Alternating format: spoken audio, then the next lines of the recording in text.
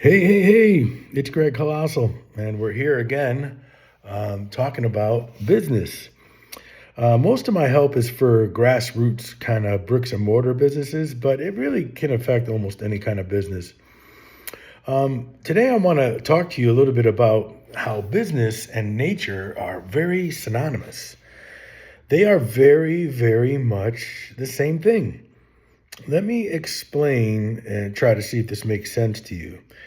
You see, if we didn't have money and businesses and capitalism or even any of the isms, but we lived in a primitive way, the way that humans have and for thousands of years and animals do every day, that would mean we would have to hunt and gather our food, gather water, build shelter, and use tools to do this and on and on. You can see it in your head. I don't have to remind you. Chopping trees down and all that. We've made our life is really easy now. I mean, it's really easy. But we have to use money to fetch our needs as opposed to our skills, our hands, tools, and stuff like that. In nature, if we were in those times again, and remember, those times have been the majority of the human race, not a long time ago. It wasn't like, oh, it happened 5,000 years ago. That kind of living happened as early as, I would say 120 years ago, maybe even less. So let's do a little comparison. If I had a lot of, let's say I was on a piece of land and I gathered a lot of wood, and I spent my hours and my days chopping wood, and let's call them logs, let's call them firewood. I had an abundance of firewood because I was so scared of freezing to death in the winter that I spent my summer and my fall chopping firewood. Now you live with your family next door to me, far away, I can't see you, and you did something different. You spent your summer and your fall, let's say, gathering meat. You hunted an abundance of meat, cleaned it and salted it, because I'd assume we don't have refrigerators, and you have a lot of meat stored up, okay? And you were scared of the winter of starving, not of freezing, but of starving.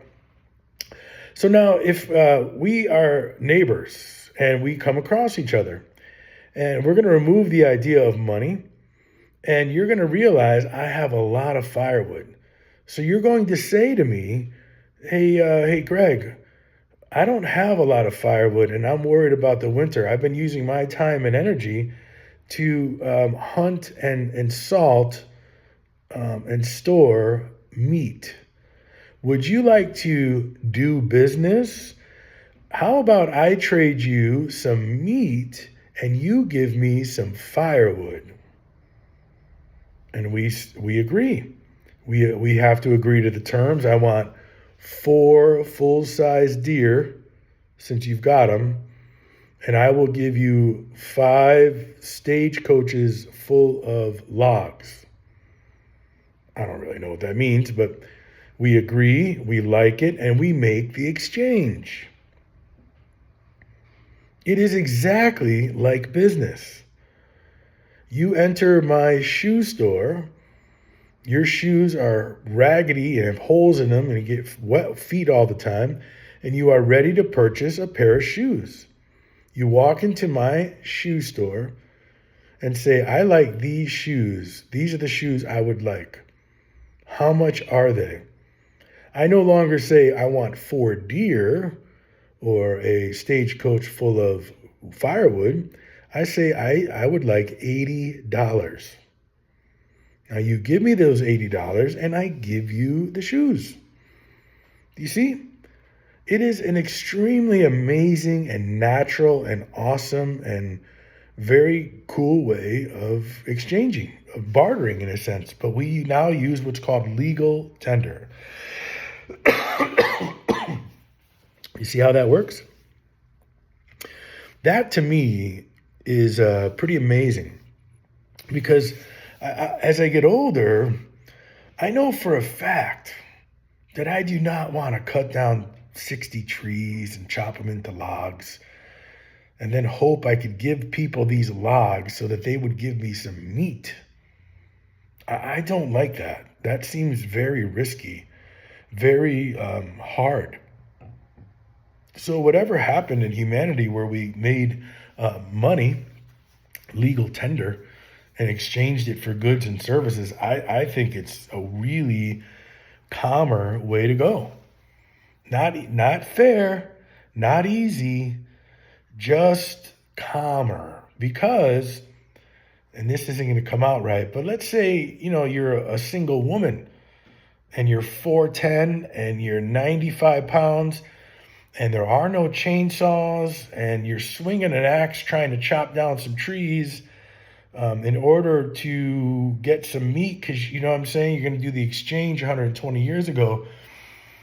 That's a hard run, you know what I'm saying? And I'm not saying girls are weak. Please step aside from all that accusatory stuff. You could find these same examples. I could just make a million examples, and I think you'll understand. This is why I believe business is the most natural way to live. It really is. Doesn't mean it's the easiest, doesn't mean it's the best. I just think it's the most natural. And when you see it that way, you don't get so hurt. You don't get so upset. You don't feel so robbed or that this person's that. Now, what people often get upset about in business, I think you can almost use this Luigi kid, the guy who killed the CEO, as someone who might have believed this years ago, had believed this up until he got arrested, that someone who has more and who has a lot and who doesn't give that to others or has received it or taken it by doing things that hurt other people should somehow have a consequence, should be penalized. In this case, I don't agree with this, but he was murdered. So let's go back to 120 years ago, and we're neighbors. Let's remove healthcare and all the horrible things that Luigi's family suffered with, denied claims and all that. And we're living. We're back to that scenario where I'm chopping wood. I'm afraid of the winter. Okay, now I have tons and tons of wood. I spent my entire days for 6 straight months chopping wood. Okay, my next door neighbor doesn't have any wood. Okay, my next door neighbor doesn't have any deer, any meat. My next door neighbor doesn't even have any sod or grass that's growing. My next door neighbor has no tools. Okay, now the winter has arrived. My next door neighbor is freezing, but I'm not, because I spent all of my time chopping wood so I would not be freezing. My family, my wife, my 3 kids, my dog, they're all warm. But my neighbor is freezing, and it's very dangerous. Days turn into weeks, and frostbite has set in. My neighbor has lost a toe. And his daughter is literally freezing to death, her little baby girl. Now he sets out, he walks the mile to my house in a blizzard, and he begs me for firewood. And he says, please, we're going to die. And I, of course, give him firewood. We put it in a stagecoach. I get my horses going. I put him in the stagecoach. He's freezing. I've been warm for weeks. We bring him over the firewood. They get a fire going, and things are better, and they start to survive. And they have enough wood for a month. On the way back, as I helped my neighbor, which I should, on the way back, my horse breaks a leg in the thick snow, and he's useless. It's a bad blizzard. I have no way of saving this 1,300-pound beast who cannot walk. My stagecoach is getting covered in snow. I didn't really prepare for what I have to do. I now have to walk back home and leave my dying horse behind. He's not dying because the leg is, deadly, but a horse with a broken leg is usually a death sentence. So I stumble in to the home, and my wife knows something is weird, doesn't see the horse. What's going on? Are you okay? And I said, well, Bolt is probably going to be dead by the morning. What do you mean? He's our only horse. Well, he broke his leg in the field, and I couldn't lift him. And it's below zero, and the snow is coming, and I knew that night was falling, and I had better get here. But why did this happen, honey? Why is Bolt? And the kids are crying. And now, do you see the picture I'm painting? Well, I had to bring wood to the smiths. Oh, so you have deer meat? No. What do you mean? Do you have any meat? Is it in the stagecoach with Bolt? No. You just gave them firewood? Yes, honey, it's the right thing to do. It was the right thing to do. You're right. But now, Bolt is dead. We don't have another horse. Do you think they're going to give us a horse, honey? Where are we going to get the money to get another horse? I don't know. Now, I just made a snowballing, dramatic situation, okay? Just to show you why business is extremely natural and how any deviations from business can almost feel unfair or not nice or bad. Now, I made a weird example. I don't write these down. I just improvise. But my horse Bolt is dead from me doing an act of courtesy, which is how humans should do that. I paid a price, and I lost firewood that I worked so hard to gather, and I received nothing in exchange for the firewood, and I lost the only horse that I have. All because, hypothetically, please don't see this as demonstrative, all because the Smiths, I already forgot their name, my neighbor, did not focus on one skill or service to produce content, that's not the right word, produce something from a repeated action, like fetching water from the river. Maybe they would have had 500 gallons of water because all they did was go back and forth and repeated the action of the water, like I repeated the action of chopping wood. You see how it works? So the unfairness and all of this danger, maybe I could have died, or, maybe Bolt isn't dead, but Bolt probably died or froze to death.